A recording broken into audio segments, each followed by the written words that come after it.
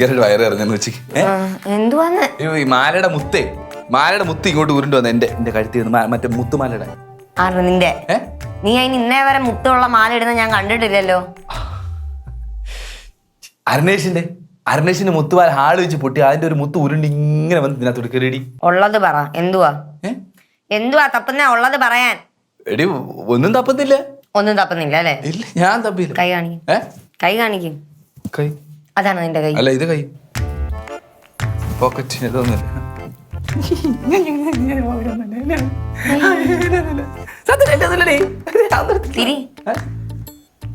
ഇതെന്താ security check? എന്റെ ചുമ്മാ ചോറിയല്ലേ അവിടെ ഒന്നും.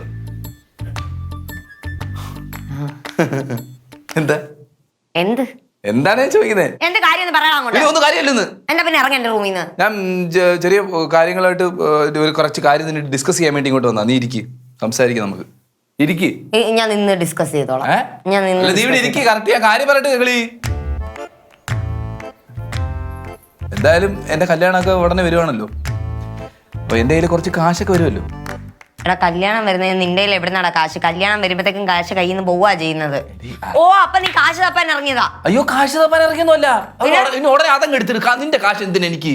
അയ്യോ, എന്റെ കാശ് വേണ്ടാത്തൊരു മോൻ. എന്റെ പൊന്നെ, അതൊന്നും അല്ല. പിന്നെ ഈ കല്യാണം കഴിഞ്ഞ് പെണ്ണിനെ ഇറക്കി വിടുമ്പോഴത്തേക്ക് അതിന് കുറച്ച് സ്വർണവും കാശും ഒക്കെ കാണുമല്ലോ. സ്ത്രീധനം വാങ്ങിക്കാൻ പോകുന്ന നീ? എന്റെ പൊന്നെ കിളി, ഞാൻ സ്ത്രീധനമൊന്നും വാങ്ങിക്കുന്നില്ല. അവരുടെ മാതാപിതാക്കൾ അവരുടെ ഇഷ്ടപ്രകാരം ആ പെണ്ണിന് കുറച്ച് സ്വർണവും പണമൊക്കെ കൊടുക്കത്തില്ലേ? മനസ്സിലാവല്ലേ ഞാൻ പറഞ്ഞു വരുന്നത്? ഇപ്പൊ കൊടുക്കും.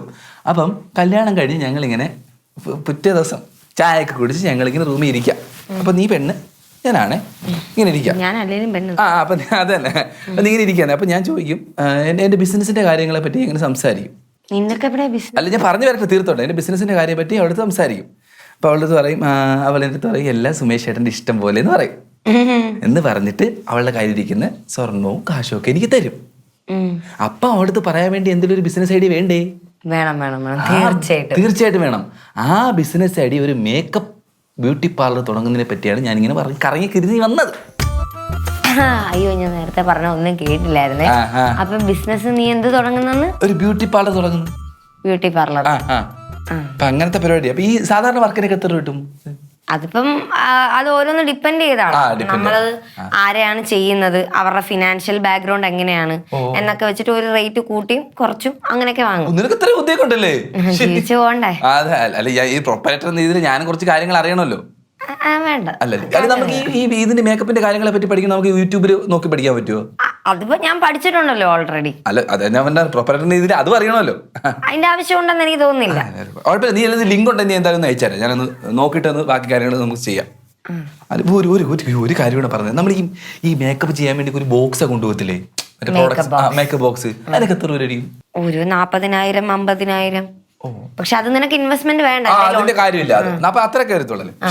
ഞാൻ ലിങ്ക് ഉണ്ടെന്ന് അയച്ചാൽ കേട്ടോ, വാട്സപ്പ് ചെയ്യണേ. ആലോചിച്ച് ഇവനിപ്പോ ഉള്ളതാണോ പറയണേ?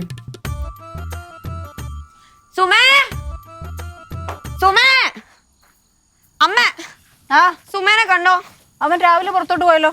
അയ്യോ, എനിക്ക് ഉറപ്പാ എന്റെ മേക്കപ്പ് ബോക്സ് അവൻ കട്ടോണ്ട് പോയി. എനിക്ക് പയ്യ എത്ര രൂപയുടെ സാധനമാണെന്ന് അറിയാവോ? ഞാൻ ഇവിടെ എല്ലാം തപ്പി കഷ്ടകാലത്തിലാണ് ഞാൻ മേക്കപ്പ് ബോക്സ് സുമ കട്ടോണ്ട് പോയച്ചാ. അവൻ അങ്ങനൊന്നും ചെയ്യത്തില്ലെന്നേ. അവൻ അരുണേഷിന്റെ കൂടെ എന്തോ ആവശ്യത്തിനായിട്ട് പുറത്തു പോയതാ.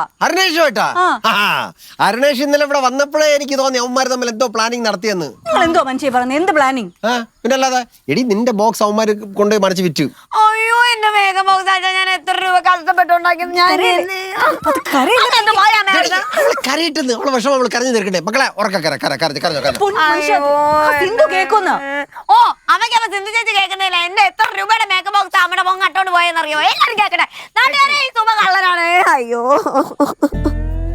അമ്മ, ഒരു കാര്യം അമ്മ ഓർത്തോ, അമ്മയുടെ മോനെതിരെ ഞാൻ കേസ് കൊടുക്കും. അരിയാണെന്നൊന്നും ഞാൻ നോക്കത്തില്ല. ഞാന് ഒരു പോലീസുകാരന്റെ ഭാര്യ, ഞാൻ കേസ് കൊടുക്കും. എന്റെ പൊന്നു പിങ്കി, നമുക്ക് ആദ്യം എന്റെ സത്യാവസ്ഥ അറിയാം, എന്നിട്ട് നീ ശിവനോടൊക്കെ പറഞ്ഞാൽ മതി. ശരി.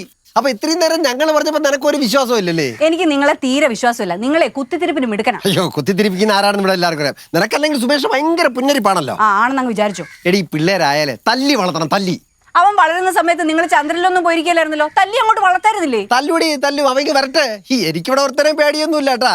ആഹാ, പേടിയില്ലല്ലേ? അങ്ങനെയാണ് ഞാൻ ഇപ്പൊ അമ്മയെ വിളിച്ചു പറയാൻ പോവാ. എന്താ പറയാൻ പോണെന്ന്? അമ്മ പേടിയില്ലെന്ന് നിങ്ങളിപ്പോ പറഞ്ഞില്ലേ? എപ്പോ പറഞ്ഞു? ഇപ്പൊ പറഞ്ഞില്ലേ പേടിയില്ലെന്ന്? അയ്യോ കള്ളം, എടി കള്ളം, പച്ചക്കള്ളം. ഞാൻ അങ്ങനെ പറഞ്ഞിട്ടേ ഇല്ല. നീയാണ് കള്ളി. നീ നിന്റെ വീട്ടുകാരാണ് കള്ളം പറഞ്ഞത്. എന്തിനാ എപ്പോഴും എന്റെ കുടുംബക്കാരെ പറയുന്ന മനുഷ്യ? കുടുംബക്കാർ മൊത്ത കള്ള കൂട്ടങ്ങളാടി. മനുഷ്യ ഒന്നുകൂടെ പറഞ്ഞോണ്ടല്ലോ. പറഞ്ഞ നീ എന്തോ ചെയ്യും? കള്ളം ഒന്നുകൂടെ പറഞ്ഞു നോക്കിയേ. കള്ളങ്ങളെന്ന് വെച്ചാൽ കള്ള കൂട്ടങ്ങളാണല്ലോ. ഒന്നുകൂടെ പറഞ്ഞു. പിന്നെ നീ ബാധി പഠിക്കടി. ഇപ്പൊ നിങ്ങൾക്ക് സിദ്ധിച്ചേച്ചി കേൾക്കുന്ന ഒരു പ്രശ്നവും ഇല്ലേ? അല്ല എന്റെ കാര്യത്തിൽ ഇവിടെ ആരും ഇല്ലല്ലോ. ഓ, നിങ്ങൾക്ക് ഇതിന്റെ വല്ല ആവശ്യമുണ്ടോ മനുഷ്യ?